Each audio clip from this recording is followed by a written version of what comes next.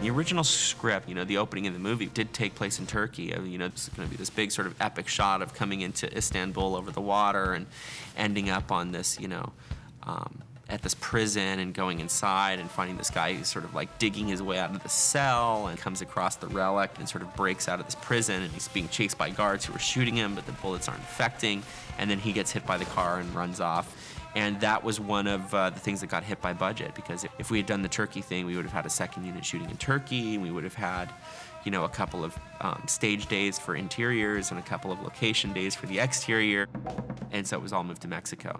We shot this opening in about a day and a half, and it ended up being a pretty challenging day. We shot out in the desert, this old Kaiser steel mine. And it's these old sort of ruins, and we added these crosses to these structures, so it looked like these old sort of burnt out churches. It's got to be a popcorn scare, which means we can't telegraph the car coming into frame. It's got to be like all on the guy, and all of a sudden the car hits him. That scene took some planning. We had this sort of complex system of both visual and practical effects, trying to work together seamlessly on that day. You're basically going to walk where that little wedge is dug in the ground and walk straight out.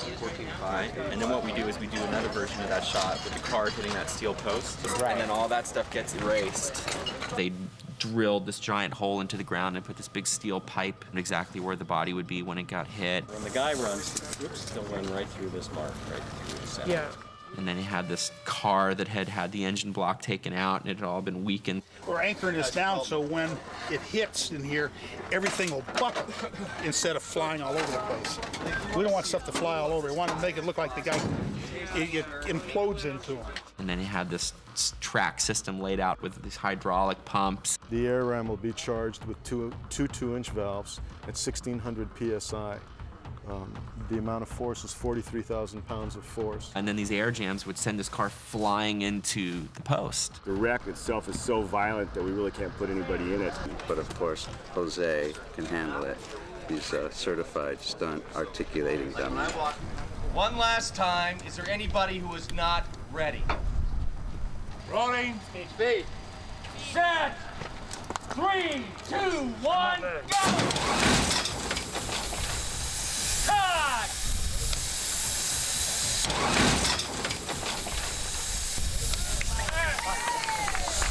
Good job, man. Good job. The car crashed so violently that Jose the dummy could only be extracted using the jaws of life. We have one convertible.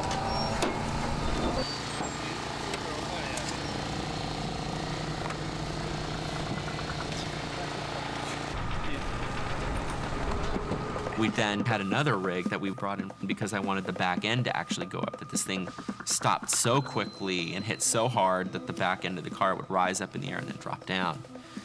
And we actually ran into some problems because the back end wasn't going up quickly like it should. If you hit somebody at 60 miles an hour, it kind of eked up there, and then it could drop down just great. Working on it. Go.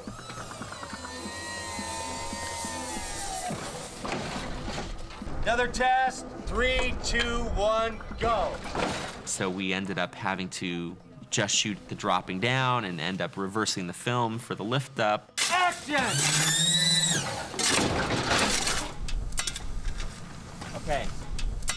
No dust on this one, because I have to reverse it. Been laying new dust in, so it looked like the force was still going forwards.